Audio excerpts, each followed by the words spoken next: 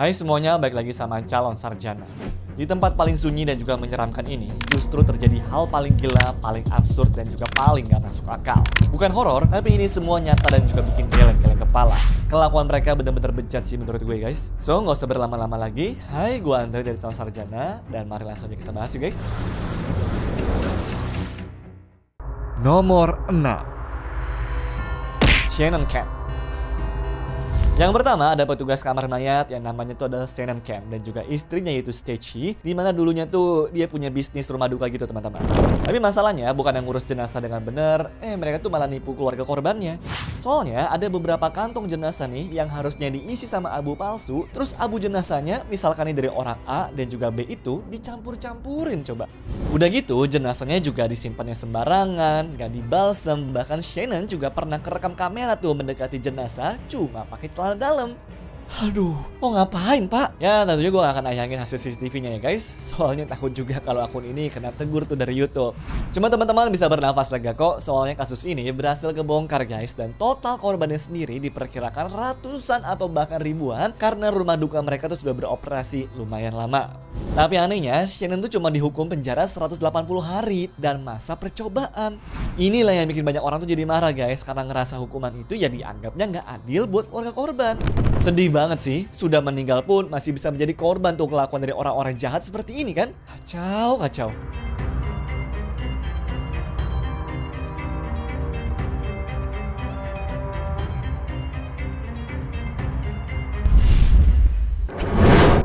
Nomor 5, Machu Cappi. Banyak yang bilang kerja di kamar mayat itu ya serem teman-teman. Tapi ternyata yang serem tuh bukan cuma gara-gara jenazahnya doang, melainkan karena ulah orang yang kerja di sana juga. Jadi di salah satu rumah sakit di Bolivia ada asisten perawat yang kepergok tuh sama suaminya korban lagi berbuat tidak pantas dengan mayat istrinya. Bayangin, setrauma apa itu suaminya coba berarti. Lagi sedih-sedih nih kehilangan istrinya, dia tuh ngelihat ada orang bejat macam kayak begini. Jadi guys, menurut suami yang identitasnya tuh dilindungi sama polisi ini, dia bercerita lah kalau lagi pergi ngurus administrasi sebentar. Nah, pas balik nih, dia ngelihat tuh celana perawatnya bernama Machu Cappi ini pelorot dan gerak-gerak di dekat jenazah istrinya. Satpam pun sampai harus turun tangan dan juga perawatnya ngaku kalau nggak ingat sama apa yang terjadi. Dan lebih parahnya lagi, di Bolivia itu belum ada hukum khusus soal nekrofilia ini, sehingga pelakunya tuh belum bisa langsung dijerat di pengadilan. Orang bejat tuh kenapa banyak banget ya?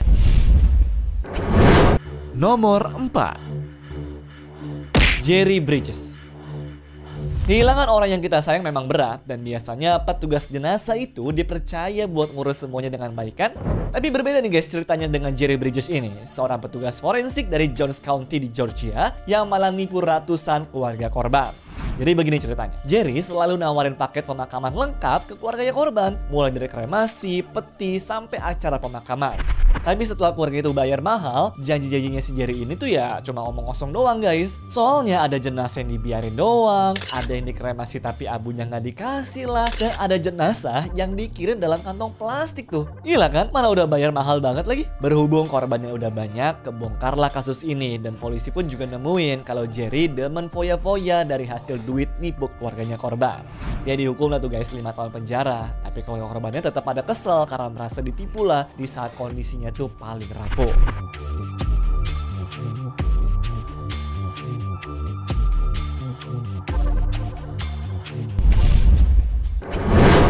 Nomor 3, Kenneth Douglas. Ada petugas kamar mayat di Ohio, Amerika yang kelakuan itu lebih serem daripada hantu guys. Orang-orang ngira kalau dia itu profesional, pendiam, dan juga gak banyak tingkah. Tapi ternyata diam-diam nih, dia tuh sering melakukan hal yang gak pantas sama jasad di sana loh. Parahnya lagi, dia mengaku sudah melakukan itu ke lebih dari 100 jenazah dari tahun 1970-an sampai dengan 1990-an. Gila kan? Bukan cuma 1, bukan juga 10, tapi 100. Korban-korbannya juga ada yang karena pembunuhan, ada yang kecelakaan, atau bahkan artis lokal. Pokoknya nih guys, tiap shift malam dia tuh bakal mabok, lalu masuk ke ruang jenazahnya dan dilakuin lah itu aksi anehnya. Baru ketahuan pun karena ada penyelidikan kasus pembunuhan seorang wanita, di mana petugas lain tuh merasa aneh kenapa ada bekas kekerasan seksual di tubuh korbannya. Ya meskipun Douglas berujung di penjara, netizen tetap marah tuh sama pihak manajemennya karena ternyata mereka tuh pernah dapat laporan dari istrinya tuh guys, tapi malah didiemin doang. Ya mungkin kalau langsung diinvestigasikan lumayan bisa nyelamatin banyak korban lainnya dong.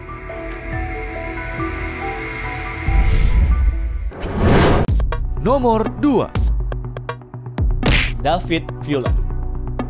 Dari luar, David ini guys yang kerja sebagai teknisi di Tunbridge Wells Hospital kelihatan kalem dan juga profesional ya.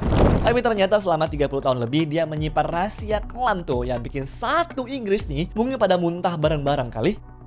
Apa satu dunia kali ya? Iya guys, soalnya David yang punya kartu akses ke semua ruangan di rumah sakit ini ternyata suka masuk tuh ke kamar jenazah. Buat apa? Buat melakukan hal yang tidak pantas ke jenazah di sana. Mulai dari anak-anak sampai juga lansia, semua dia videoin tuh dan disimpan di hard drive-nya. Gila kan? Akhirnya rahasia ini pun terbongkar waktu polisi menyelidiki 2 kasus pembunuhan yaitu Wendy Knell dan juga Carolyn Pierce, di mana di tubuh korbannya ditemukan DNA-nya si David ini. Dari situ langsung lah tuh guys, dirinya dijeblosin ke jeruji besi dan rumah sakitnya pun habis-habisan dikritik masyarakat. Nomor 1. Muna fakta. Di Bangladesh juga ada nih teman-teman. Karena petugas forensik menemukan cairan sperma yang sama di 6 jenazah perempuan, Rumah Sakit Universitas Kedokteran Syadid Sinawardi ini langsung lah tuh diselidiki oleh polisi. By the way, seenggaknya tuh 5 jenazah itu berusia antara 12 tahun hingga 19 tahun loh guys. Bejat banget kan?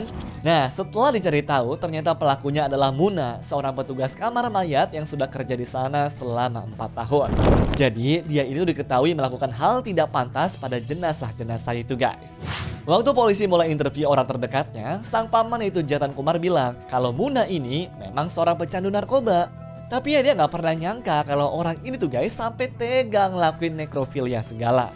Orang-orang macam kayak begini tuh guys, menurut gue nih harus banget sih dihukum seberat-beratnya. Kayak mereka tuh nggak mikir apa ya, gimana rasanya coba keluarga korban setelah tahu hal kayak begini. Dan kayaknya orang-orang yang kerja di ruang jenazah itu harus banget dicek psikologis dan juga diterapin seleksi ketat deh, biar hal-hal kayak begini tuh nggak kejadian lagi kan. Sensitif banget soalnya guys masalah ini.